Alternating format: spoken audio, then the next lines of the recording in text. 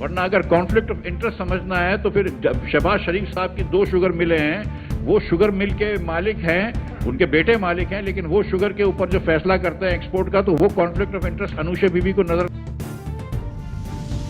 نہیں آتا؟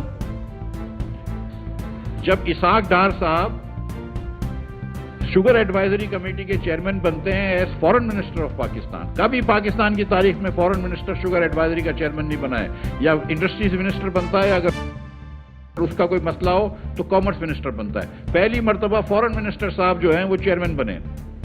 تو انوشا بی بی کو اسحاق ڈار کی وہ کانفلکٹ نظر نہیں آئی کہ اسحاق ڈار کو شوگر انڈسٹری کا شوگر ایڈوائزری بورڈ کا چیئرمین بنایا اور اس نے فورن ایکسپورٹ کی اجازت دے دی، اور پھر ایکسپورٹ کے کرتے رہے، پرائسز بڑھتی رہی، ایکسپورٹ کرتے رہے، پرائسز بڑھتی رہی، ایکسپورٹ کرتے رہے، پرائسز بڑھتی رہی، اور انہوں نے روکا نہیں۔ یہ نظر نہیں آیا انوشا بی بی کو اسحاق ڈار کے بارے میں؟ طارق فضل چودھری کو یہ نظر نہیں آیا کہ اگر ایک وزارت ایک وزیر ہو آئی ٹی کمپنی کی اور ٹیلی کامز کی، اور وہ اپنے شوہر کو پی ٹی ایس کو فورس کر کے اپنے شوہر کو ڈائریکٹر بنا دے جہاں پہ لاکھوں روپے کی مراد ملتی ہیں، تو انوشا بی بی کو اور طارق فضل چودھری کو یہ نظر نہیں آیا کانفلکٹ آف انٹرسٹ؟ اگر کانفلکٹ آف انٹرسٹ 2022-23 میں تھا تو پھر 2023-24 میں وہ پروگرام کو 15 ارب روپے سے کیوں بڑھا دیا گیا؟ اگر کانفلکٹ آف انٹرسٹ 2022-23 میں تھا تو 2024-25 میں بڑھایا، 2025-26 میں ابھی تک کیوں چل رہا ہے؟ تو پھر اگر پیپرا رولز 2022-23 میں فالو نہیں کیے گئے تو 24-25 میں 25-26 میں ہوئے، پیپرا رولز تو ادھر اپلائی نہیں ہوتے، پاگل جیسی باتیں کر رہے ہیں۔ مطلب یہ بے بنیاد باتیں اس لیے کر رہے ہیں کہ میں ان کے بارے میں سچ بولتا ہوں۔ اب میں آپ کو یہ بتاؤں کہ چینی کے اوپر میں نے بہت بات کی ہے، بالکل کی ہے، چینی کے اوپر ایکسپورٹ کروایا، جان بوجھ کے کرایا۔ اس دن میں نے کہا، مجھ سے ایک اینکر نے پوچھا کہ یہ کیا مسئلہ ہے، میں نے کہا کوئی مسئلہ نہیں ہے، یہ مصلحت ہے۔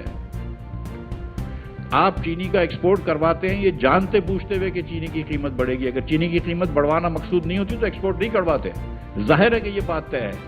اور آج امپورٹ جو کر رہے ہیں اس سے بھی میں آپ کو بتاؤں کہ مل کا ہی فائدہ ہوگا۔ کیوں فائدہ ہوگا؟ مل اونرز کا، کیونکہ اب جب امپورٹ ہوگی تو اب تو پرائسز بڑھ گئی نا، 200 روپے کے اوپر تو ہو گئی، چڑیا چگ گئی کھیت۔ اب جب یہ 200 روپے سے پرائس جو ہے نومبر میں جب چینی آئے گی باہر سے تو کیا ہوگا؟ چینی کی قیمت کم ہوگی نا، 1 مہینے کے لیے چینی کی قیمت کم ہوگی، اس کے ساتھ ساتھ گنے کی قیمت کم ہو جائے گی۔ وہ جو سارے سال کا گنا خریدیں گے اس کی قیمت کم ہو جائے گی نومبر میں، کیونکہ نومبر میں یہ کرشنگ شروع کرتے ہیں۔ آپ سوچیں کہ جس مہینے کرشنگ شروع کر رہے ہو اس مہینے کیوں چینی منگوا رہے ہو؟ اس سے پہلے تمہیں سمجھ نہیں آئی؟ جولائی میں تم کو سمجھ نہیں آئی تھی، جون میں تم کو سمجھ نہیں آئی تھی کہ چینی امپورٹ کرنی ہے، مئی میں تم کو سمجھ نہیں آئی تھی کہ امپورٹ کرنی ہے؟ اور یہ جو کہتے ہیں کہ ہم فارمرز کے فائدے کے لیے کر رہے ہیں، کمپلیٹ جھوٹ ہے۔ فارمرز تو بیچ چکے تھے دسمبر تک، جنوری تک ساری کی گنا، اس کے بعد آپ نے تو مارچ میں اجازت دی ہے۔ فارمرز سے تو آپ کو کوئی توقع نہیں رکھانی چاہیے مسلم لیگ حکومت کو، فارمرز کو کوئی توقع نہیں رکھنی چاہیے مسلم لیگ حکومت کو۔ انہوں نے تو ویٹ کے فارمرز کو بھی مار ڈالا ہے، یہ بات ایک دم صفا جھوٹ ہے۔ انہوں نے 2 بیسکلی میرے اوپر الزام تراشی کی ہے۔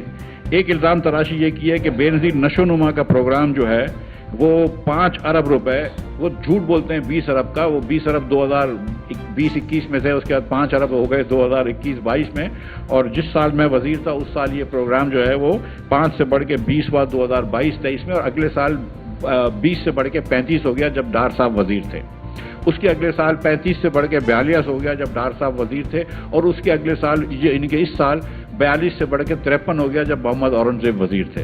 تو یہ کہتے ہیں کہ مفتاح صاحب نے یہ پروگرام بڑھایا ہے اور یہ کانفلکٹ آف انٹرسٹ ہے۔ میری جو گزارش ہے وہ یہ ہے کہ میں نے تو یہ کبھی، مجھے پتہ بھی نہیں تھی کہ یہ پروگرام کیا ہے، اور مجھے اگر پتہ ہی نہیں تھی کہ یہ پروگرام کیا، اور اگر مجھے پتہ تھی تو اس کا مطلب ہے کہ اسحاق ڈار کو بھی پتہ تھی، اس کا مطلب ہے کہ محمد اورنگزیب کو بھی پتہ تھی، اور اگر مجھے پتا تھی کہ یہ بسپ کا پروگرام کتنے کا ہوتا ہے۔ ہم لوگ جو فائنانس منسٹری ہوتی ہے وہ بسپ کو ایک انوولپ دے دیتے ہیں کہ آپ کو ہم نے 500 ارب روپے دیے، اب آپ جس طرح خرچ کرنا چاہیں وہ کریں۔ یہ بسپ نے لکھا ہوا بھی ہے اپنے، یہ جو جواب انہوں نے پارلیمنٹ میں دیا ہے، جو بسپ کی منٹس نکالی ہیں فاخر درانی نے اس 2019 کی، اس میں بھی یہ بات ساری کلیئر کری ہوئی ہے، یہ بات سب کو کلیئر پتا ہے۔